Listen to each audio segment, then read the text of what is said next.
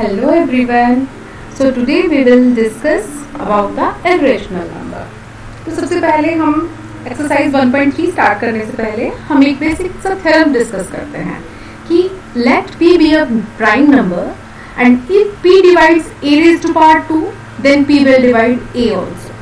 तो इस थ्योरम को समझने के लिए हम एक एग्जांपल लेके चलते हैं. मान लीजिए p हमने लिया, p इज इक्वल टू है हमारा 2 इज अ प्राइम नंबर. अब हमने 2 जो है वो किसको डिवाइड करता है? इट डिवाइड्स, मान लिया कोई और नंबर लेते हैं हम, 16 को डिवाइड करता है. तो 16 को हम क्या लिख सकते हैं? 4 का स्क्वायर. तो इट मीन्स हम क्या लिखेंगे? 2 जो है वो डिवाइड करता है 4 स्क्वायर को. अब अगर 2 4 के स्क्वायर को डिवाइड करता है तो थ्योरम क्या कहती है कि 2 विल डिवाइड 4 ऑल्सो. आप ये किसी भी केस में चेक कर सकते हैं कि अगर कोई प्राइम नंबर है, क्योंकि 2 का कोई और फैक्टर तो बन नहीं सकता. अगर 2 इस 4 इंटू 4 का स्क्वायर मीनिंग क्या है? 4 इंटू 4. अगर 4 इंटू 4 को डिवाइड कर रहा है इट मीन्स इस सिंगल डिजिट को भी वो डिवाइड करेगा क्योंकि ये प्राइम नंबर है. ओके, यही हमारी थ्योरम है. यही आपको ध्यान रखना है कि अगर कोई p एक प्राइम नंबर है and it divides a raised to power 2 then it will also divide a.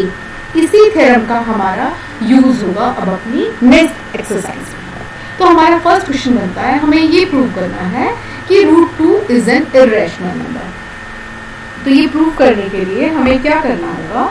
सबसे पहले हमें √2 को एक हम मान के चलते हैं √2 जो है वो एक रैशनल नंबर है. Let √2 is a rational number. अब हमें पता है रैशनल नंबर का मीनिंग क्या होता है कि it can be represented in the form of p by q. लेकिन यहाँ हमने p और q ऐसे लिए हैं where q is not equal to 0 and p and q are coprime. Coprime means इनमें कुछ भी कॉमन फैक्टर नहीं है. अब जब को-प्राइम्स लिए हैं हमने तो इन दोनों का कोई भी कॉमन फैक्टर नहीं होगा. ओके, तो अब अगर हम क्रॉस मल्टीप्लाई करते हैं we can write it as q into √2 is equal to p. Squaring both sides, या लिखेंगे हम स्क्वायरिंग बोथ साइड्स.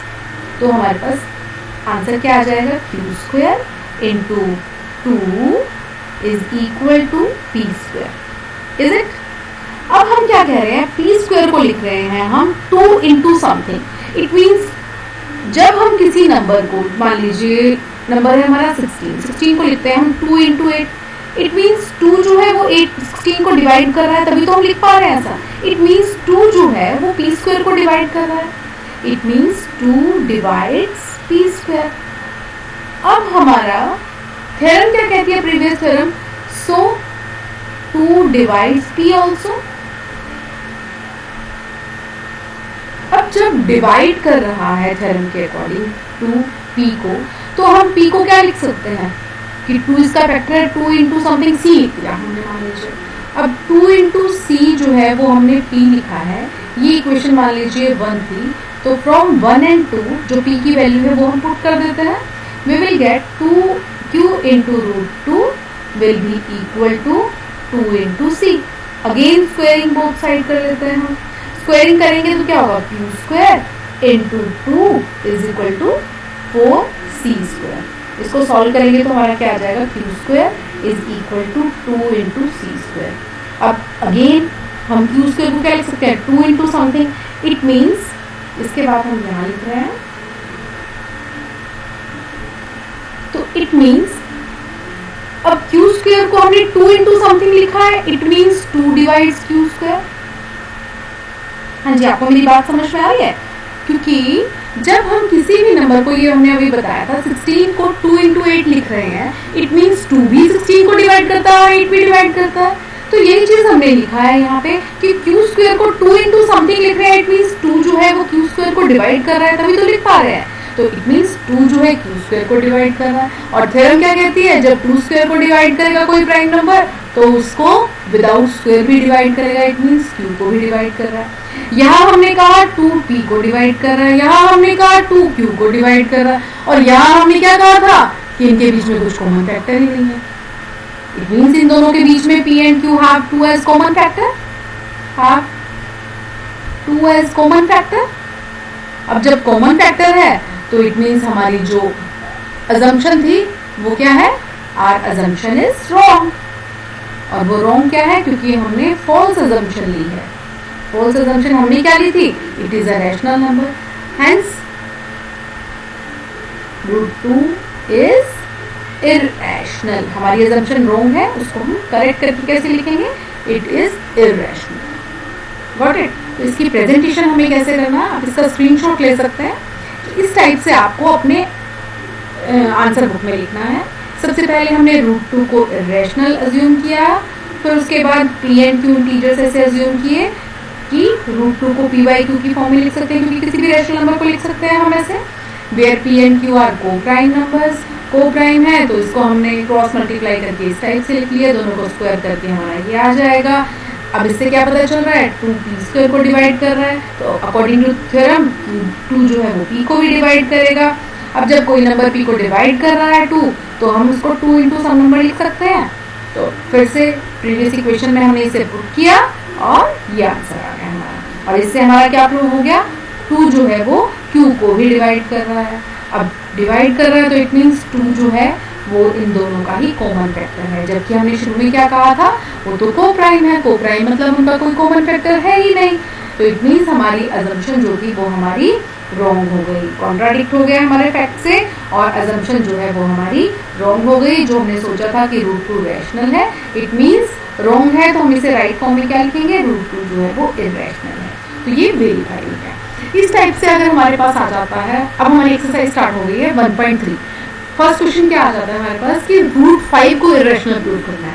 इसका आंसर बिल्कुल सेम मेथड हम यही यूज करेंगे, सिर्फ जहां पे भी 2 है इस पूरे क्वेश्चन में, वहां पर हमारे पास क्या आ जाएगा, 5 आ जाएगा।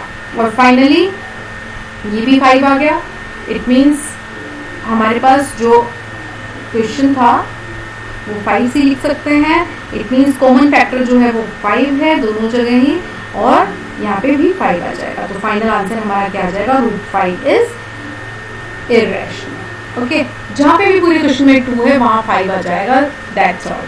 बाकी सेम प्रेजेंटेशन रहेगी। अगर यहाँ पे हमारे पास 3 आ जाता है, √3 को इररेशनल प्रूव करना, उसमें भी सेम प्रेजेंटेशन रहेगी। जहाँ पे हम लिख रहे हैं 2 डिवाइड्स भी, वहां सब जगह क्या आ जाएगा, 3 डिवाइड्स भी, और √5 के लिए 5 डिवाइड्स भी। बाकी सब एज इट इज यही प्रेजेंटेशन हमें यूज करनी है। ओके, नाउ नेक्स्ट क्वेश्चन आता है हमारे पास, प्रूव दैट 3 + 2√5 इज इररेशनल। अब इस क्वेश्चन को करना कैसे करना है ये डिपेंड करता है इसके मार्क्स में। अगर आ रहा है ये हमारा ज्यादा मार्क्स में, ठीक है, लॉन्ग क्वेश्चंस में आ रहा है, तो पहले हमें प्रूव करके दिखाना होगा कि √5 इज इररेशनल, जिसके लिए मेथड वही सेम रहेगा जो हमने प्रीवियस क्वेश्चन में किया है। पहले वो पूरा कंप्लीट प्रूव कीजिए, उसके बाद हम आगे चलेंगे। अगर ये आता है शॉर्ट क्वेश्चंस में, तो आप डायरेक्ट जो मैं अभी बता रही हूँ वही सब कर सकते हैं। मीन्स आपको ये प्रूव करने की जरूरत नहीं है, ये आप ऐसे ही मेंशन कर देंगे उस केस में कि √5 जो है, हम we know that √5 is irrational. Okay, अगर लॉन्ग क्वेश्चंस में आता है तो आपको प्रूव करके दिखाना होगा कि √5 इज इररेशनल। अगर ये शॉर्ट क्वेश्चंस में आता है तो आप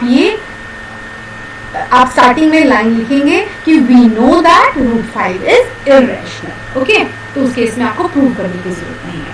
अब उसके आगे हम कैसे करेंगे, अब हमारे पास हम क्या मानेंगे, let 3 + 2√5 is a rational number. वही सेम प्रीवियस मेथड।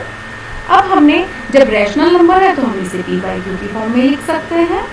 तो ये हमने क्या लिखा है इसे, it is equal to P/Q, where वही same P and Q is not equal to 0 and P and Q are integers,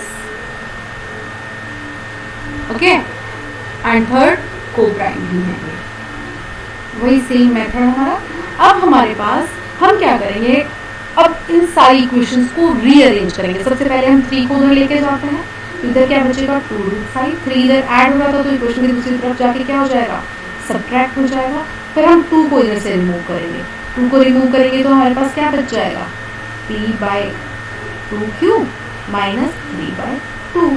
मतलब पूरे के साथ ही आ गया। और इसको हम ऐसे भी लिख सकते हैं 2q को इसका एलसीएम ले लिया हमने और p माइनस 3q हमारा ये आंसर आ जाएगा। अब हम नेक्स्ट स्टेटमेंट क्या लिखेंगे कि अगर हम इस इक्वेशन को देखें तो ये तो सारी की सारी p एंड q की फॉर्म में ही है।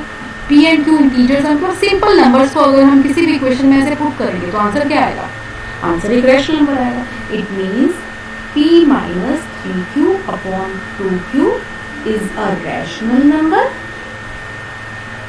रैशनल नंबर क्या होता है? जब इंटीजर्स पुट किए तो इंटीजर्स की फॉर्म में आएगा। हमें पता है सारे इंटीजर्स तो रैशनल नंबर के अंदर ही आते हैं, ठीक है। रैशनल नंबर्स अगर ये फ्रैक्शन की फॉर्म में आ गया तो रैशनल हो गया, अदरवाइज ये कंप्लीट सॉल्व हो जाता है तो इंटीजर बन जाएगा हमारा, ठीक है। Rational number where p and q are integer. आप ये पुट भी करके देख सकते हैं। p और q की कोई भी वैल्यू पुट करना क्या आएगा? ज्यादा से ज्यादा वो फ्रैक्शन की फॉर्म में आ जाएगा, या फिर अगर वो पूरा कैंसिल आउट हो जाएगा तो हमारा आंसर आ जाएगा जैसे -5 भी आ सकता है, -2, मतलब ये सारे क्या होंगे? इंटीजर्स ही होंगे। इंटीजर्स भी रैशनल नंबर्स के अंडर आते हैं, ओके। तो हमारे पास ये नंबर तो हमें देख ही रहा है कि ये तो रैशनल है। अब हम बात करते हैं √5 की, बट ये इक्वल किसके है? √5 के इक्वल है, but we know that √5 is क्या है? √5 तो एक इरेशनल नंबर है। तो इट मीन्स हमने जो स्टार्टिंग में अजम्पशन ली थी वो क्या है? हमारी रॉन्ग है। और रॉन्ग का मतलब क्या है? ये रैशनल नहीं होगा, क्या हो जाएगा हमारा? इरेशनल लिखेंगे, ओके। Hence proved.